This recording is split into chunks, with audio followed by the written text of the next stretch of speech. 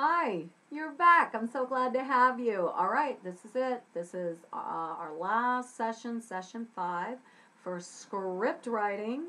And we're going to keep this kind of short today because there's just a couple of things I want to tell you, and then I want you to get busy and write your play.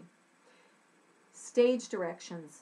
Stage directions are those things that are in parentheses that tell the director or the actor how they're supposed to say something or what's supposed to happen. And we kind of talked about that earlier. With stage directions, there are two different camps, so to speak. You've got the Shakespeare kind of a thing, and there's hardly any stage directions on there other than enters, exits, and everything else you got to pick up from the words. A little tough on some of that. Then I know of another playwright that I've read, and he wrote pages of stage directions, that there's a this and a that on the stage, and so enters and does this and that, and is feeling this because of that reason and feels that because of the other reason. I mean, it just is too long. But you've got to give your director and your actors something to go on, somewhere in between those two extremes. Almost nothing, enter, exit, and a little bit so that they know kind of sort of what you're talking about. That happened to me with one of the scripts that I wrote, The Adventures of Pecos Bill. And in that storyline, he's supposed to ride a tornado. Woo! And so I'm thinking, how on earth am I going to have a tornado on the stage? How do I tell someone who is directing this how to get a tornado on stage? And then I thought, what if the tornado is not on stage? What if the tornado is off stage, but what we see is Pecos Bill pulling on the rope, and someone from backstage can make that rope go up so Pecos Bill looks like he's going like that and then gets pulled right off stage. And so that's how I thought I would solve that problem. Now, many times once your directors get a hold of these scripts, it may not be exactly what you said. Even I, when I'm directing a play, don't do it exactly like what I said. Ideas come in the middle of the play, and it's so fun. And so actually, one of the directors that did The Adventures of Pecos Bill ended up going ahead and having the tornado actually come on. The tech people built a tornado thing on wheels, and on it came and off it went as well. So way cool. I wouldn't have thought of that. Not me. Whew. I'm just thinking, how can I simply get this tornado effect? So really what you need to do is keep the directions, I feel, to kind of sort of a minimum, but you still have to tell your directors and actors a little bit, like how would they know if it's a tornado if all we're doing is having Pecos Bill and Slewfoot Sue and some of the other people. Oh, whoa, what's that? Oh, it's a big old tornado. Oh, golly. Now, what does the director do? Well, yeah, they can plan to have a tornado, but what if they're having a hard time? What did the director mean by that? So when there is action required, write it down. For instance, in Treasure Island, I showed you guys this before, Jim comes in first thing, and he's busy cleaning off the table. That's his instructions. He needs to set the chairs up. He needs to get the dishes put away. He needs them in a box out of the way so that his mom can comment, oh, well, you haven't gotten these put away yet, so be sure to do that. And he, of course, is going, phew, I wasn't caught having not done my work. He doesn't say that, but it's obvious to the audience that he came rushing in to try to get it done before his mom caught him having neglected his chores, right? Right. Okay. Then what expression is necessary. If the line says something to the effect of, are you kidding me? Maybe you need it sarcastic. Are you kidding me? Or is the person excited? Maybe somebody came in and said, guess what? We're going to Disneyland. We're going to live in Disneyland for an entire month. Are you kidding me? Excited, not sarcastic. So sometimes you have to be sure to put how that character is saying something, especially if it can be taken quite a different way. Okay? So, what action, what expression, and that's about it. What's the action that's going on? What's the expression that's needed? That's needed. Now, if you've got something where character name Jill, in parentheses, I keep doing my parentheses like this, Jill, maybe my stage directions are, Jill is in a corner crying. Okay? And then Tabitha comes along and says, what's wrong? Jill says, I'm sad.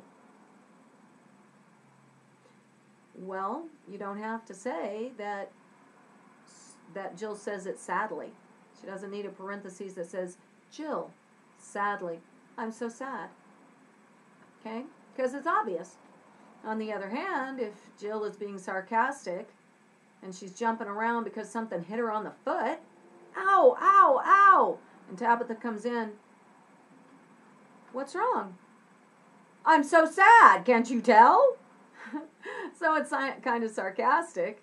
So anyway, like I said, you need to make sure you get those directions, the actions, any other information that you have to put in there so that they know exactly what the play is all about or what that portion is supposed to be sounding like, okay?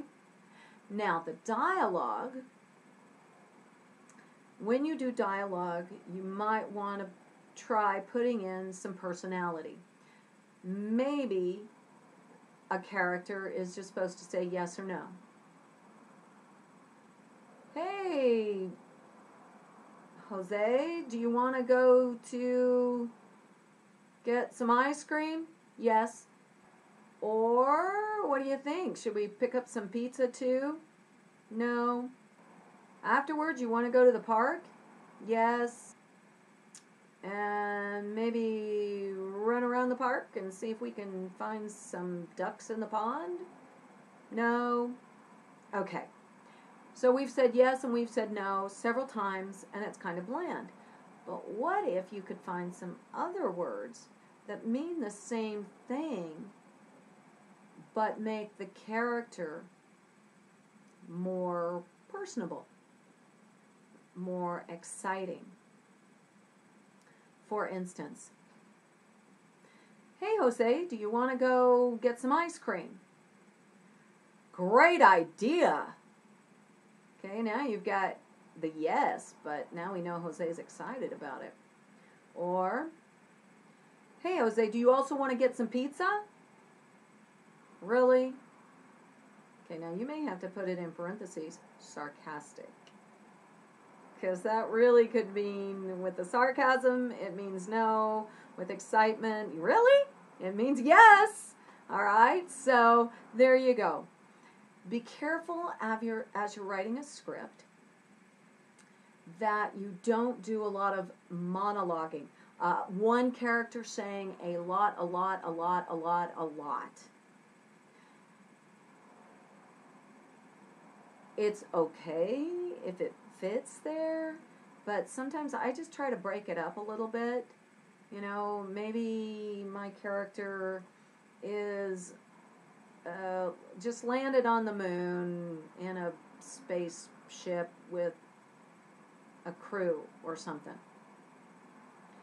And the character starts talking to the crew. All right, check your systems, make sure we're ready, everything's shut down. get the air ready to go, the airlock. We're going to get out. We're going to have to walk about 5 miles. Then we're going to have to avoid the aliens that want to hurt us because we taste good to them, so let's not go there. And once we get to our city, our dome city, then we're going to have to knock 3 times. Okay. Guys, no, too much. Let the other crew members say, yeah, you're right, or something like that. All right, crew, listen up. You ready to hear? Yeah, they can say, yeah, we're ready. I need you to use the windshield wipers and clean off all this dust, too. All right, I got it. Make sure that our suits are ready to go and the airlock is ready as well. Okay, I got that, too. All right, I'm going to turn off everything else and turn on some music so we have dancing music while we go across here. Got it? Yeah. Okay, see, now we've got other people saying things too, other responses. Oh, guys, what do you think about the alien section? Oh, this person over here, I've heard they eat us. Well, you'd be right. Let's avoid it at all costs, Captain. You're right. Let's do that. We're going to do that. Let's take the long way. When we get to our dome, anybody know the secret knock? Yes, 3 times. I remember, Captain. Okay, see, you've got more going on than just the captain, the boss, the whoever I was, going on and on and on and on and on and on. Okay? Unless I'm supposed to. All right, so we got that. Now it is your turn. We're on our last session, so at this point, totally up to you. You ready to write a longer play? Do it. Do you want to edit something that you've already done because you got an idea that, oh, this would be really good in there? Or maybe it's like, that didn't work, but I'm going to take this out and leave all of this in. Oh my goodness, yes, go back and fix it up so it's even better. No matter what you do, if you write a new one or edit or rewrite an old one or one that you've done just now, in these 5 sessions, then do that and then rehearse, record, and post. I would love to see what you guys come up with. And don't worry about doing an entire long 45 minutes worth of a plate. You can do 3 minutes. Again, you don't have to be memorized, but make sure you rehearse so that you don't have to be looking at the paper all the time. Now and then, you gotta look up at the camera. Okay? Okay, I'm excited. Have fun. And then if you need to contact me, make a comment and I'll see what I can do for you. Alrighty? Bye.